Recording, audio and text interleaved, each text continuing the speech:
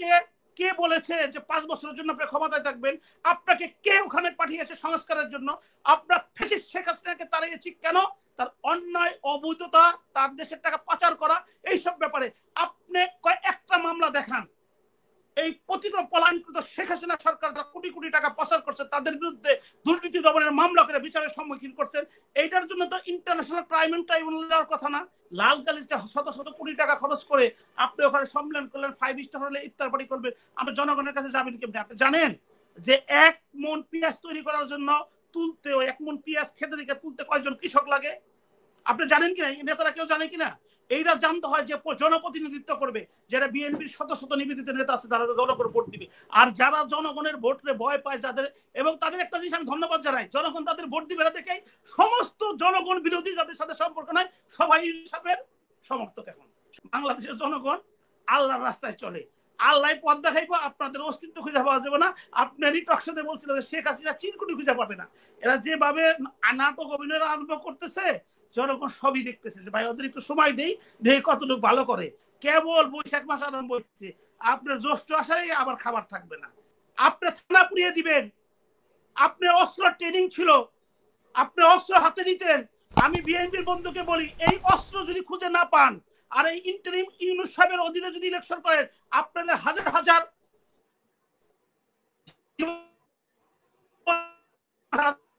আপনার ইন্টারনেটে সমস্যা করছে, আমরা শুনি নাই। যদি ইলেকশন আগে বলছে আসিফের কথা, আমাদের ডকুমেন্ট আছে, আমি আপনাকে পাঠিয়ে দেই, যে আমাদের ট্রেনিং ছিল, আমরা অসাথে দিতাম যদি 5 তারিখে যদি না করতো। এটা সমস্ত মিডিয়া যৌমনা বলছে। আপনাকে আমি আজকে কার্ডটা পাঠিয়ে দিতেছি, ওটা একদম।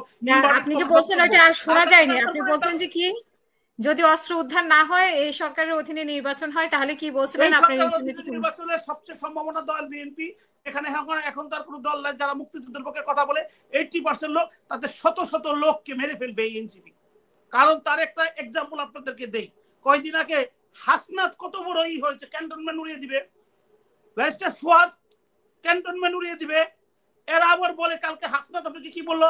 শিষ্টাচার বহির্ভূত সে কথা বলবে। What is this? বাংলাদেশের আমরা যারা আপামর জনগণ আছি, এই দেশে বসবাস করি, আমাদের কি মানুষ মনে হয় না? আমরা কি লেখাপড়া করে যে হাইকোর্টে প্র্যাকটিস করি, বিদেশে প্র্যাকটিস করে আসছি, এই যে 10টা লোকের কাছে যাই, তাদের দুঃখ দুর্দশার কথা শুনি, সেটা কিছু করতে না পারলে বুকে ধারণ করি।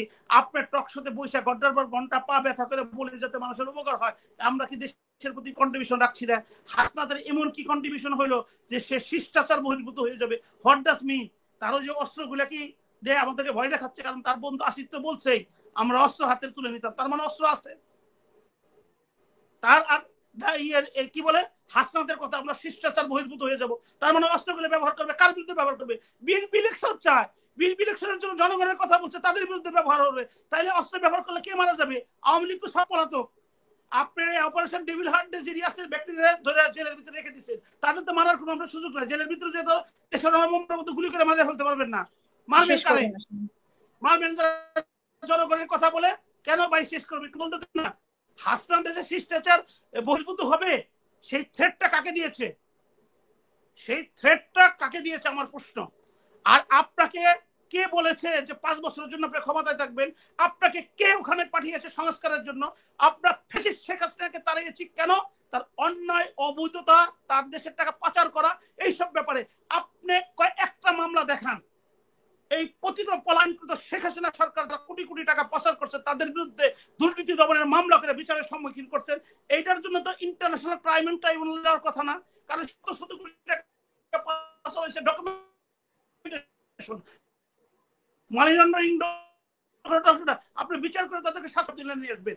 আপনাকে প্রমাণ করতে হবে না যে টাকাগুলো অবৈধভাবে মানি লন্ডারিং হয়েছে, সেই জন্য আপনাকে দুর্নীতি দমন কমিশনে মামলা করতে হবে না। আপনি কোথায় মামলা করেছেন? আপনি যদি 36 জুলাইয়ে যে সরকার গঠন করেছেন, তাদের প্রথম এবং প্রধান দায়িত্ব হলো শেখ হাসিনা সহ পতিত সকল যারা করপ্টের সাথে জড়িত তাদেরকে দ্রুত বিচারের সম্মুখীন করা।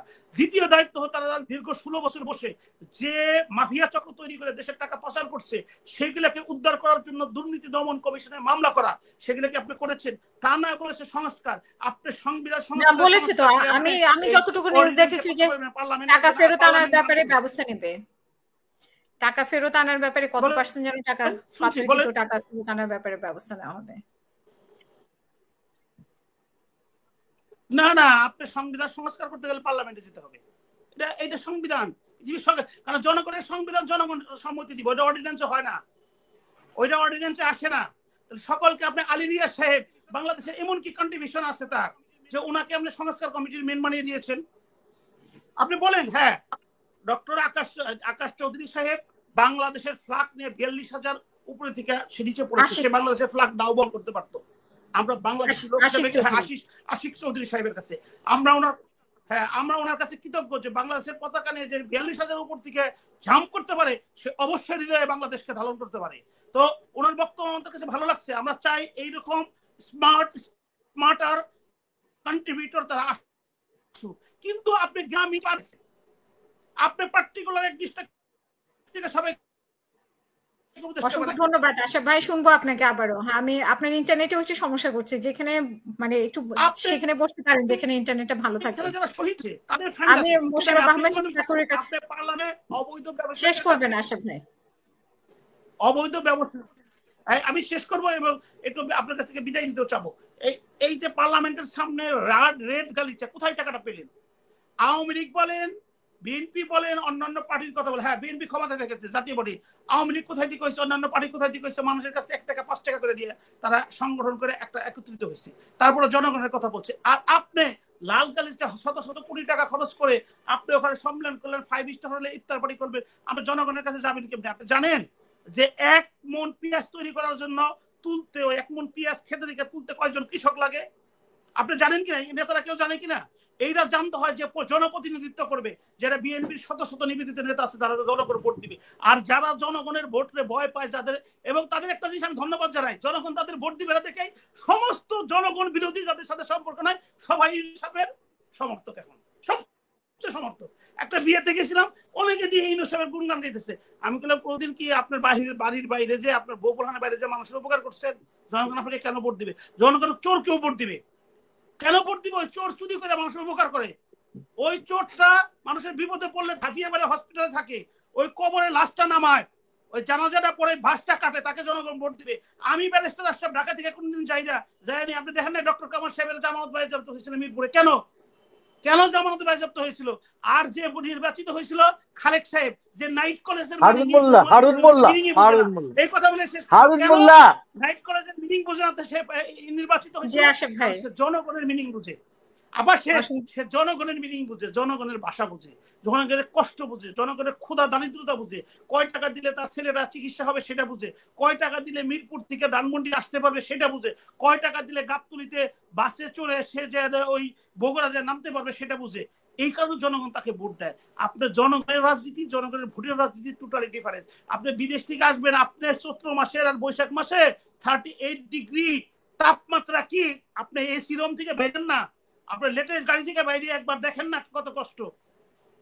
সেই জন্য বলি যে ভাই যদি বেশি তিরিবিরি করেন, বাংলাদেশের জনগণ আল্লাহর রাস্তায় চলে, আল্লাহ পথ দেখাইবো, আপনাদের অস্তিত্ব খুঁজে পাওয়া যাবে না। আপনারই টকশোতে বলছিল যে শেখ হাসিনা চিরকুটি খুঁজে পাবে না। এরা যেভাবে নাটক অভিনয় আরম্ভ করতেছে, জনগণ সবই দেখতেছে যে ভাই ওদের একটু সময় দেই, দেখে কতটুকু ভালো করে। কেবল বৈশাখ মাস আরম্ভ হচ্ছে, আপনার জ্যৈষ্ঠ আসারে আবার খাবার থাকবে না। যাদের দেশের প্রতি কোনো সম্পর্ক নাই তারা জুন মাসে ইলেকশন চায়। জুন মাসে হয় ঝড়ি বৃষ্টি বন্যা। ইলেকশন হবে নভেম্বর ডিসেম্বরে, তখন শীত বৃষ্টি হবে না, মানুষ স্বাধীনভাবে ভোট চাইতে পারবে, উৎসব হবে, তখন ইলেকশন হবে। তারা এগুলো সমস্ত কিছু বলে গেছে। যাই হোক ধন্যবাদ যে আপনার মাধ্যমে অনেকগুলো কথা বলতে বললাম, কথাগুলো বলা দরকার। কারণ যারা স্বার্থবাদী, স্বার্থন্বেষী, এসি রুমে বসে থাকে, এসি গাড়ি থেকে নামে না, এখন রাজনীতি করছে তাদেরা। আর আমরা যারা জনগণের কাছে যাই, জনগণের কথা বলি, না খেয়ে ঘুরি, জনগণের কষ্টকে হৃদয়ে ধারণ করে কিছু করতে না বলে চুপ করে বসে থাকি, আমাদের আজকে অবমূল্যায়ন। আমরা আজকে পৃথিবীর সবচেয়ে বোকা। এই হচ্ছে খেলা। এই জনগণই আমাদেরকে জিতাবে, ইলেকশনের দিকে ধাবিত করবে। ধন্যবাদ। আসসালামু আলাইকুম।